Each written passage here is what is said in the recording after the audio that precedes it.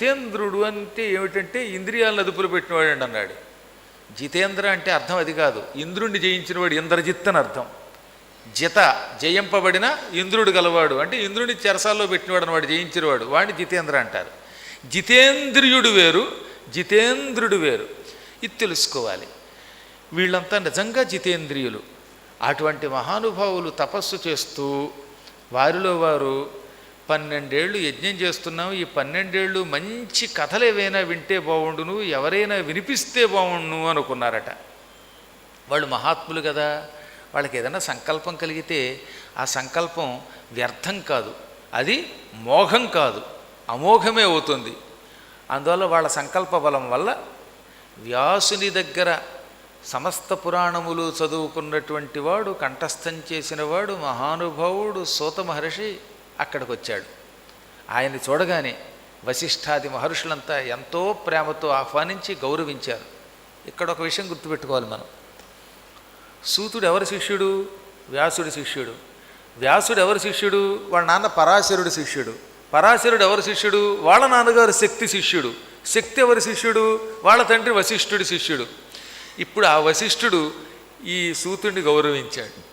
అంటే అవతల వ్యక్తిలో శక్తి ఉంటే అంత గొప్ప గురువైనా గౌరవిస్తాడనమాట, ప్రేమగా దగ్గరికి తీసుకున్నట్ట. మనలో శక్తి ఉండాలండి.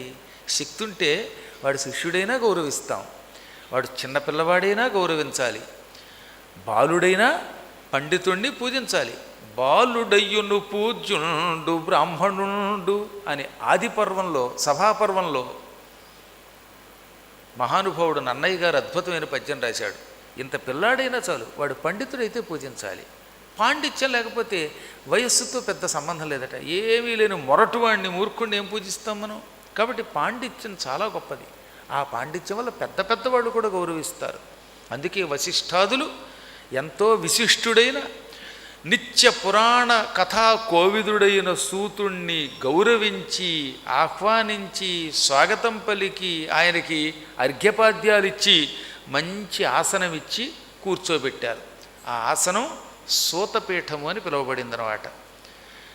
కూర్మాకారంలో ఉన్న ఒక పీఠం అటది. ఆ పీఠం మీద కూర్చోబెట్టారు.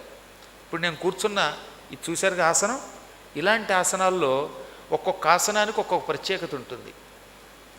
తాబేలు ఎలా ఉంటుందో అలా ఆకారంతో మూతి, వెనక కొంచెం పుచ్చం, అటు ఇటు కాళ్ళు ఉన్న ఒక ఆసనం ఉంటుంది. దాన్ని కూర్మాసనం అంటారు.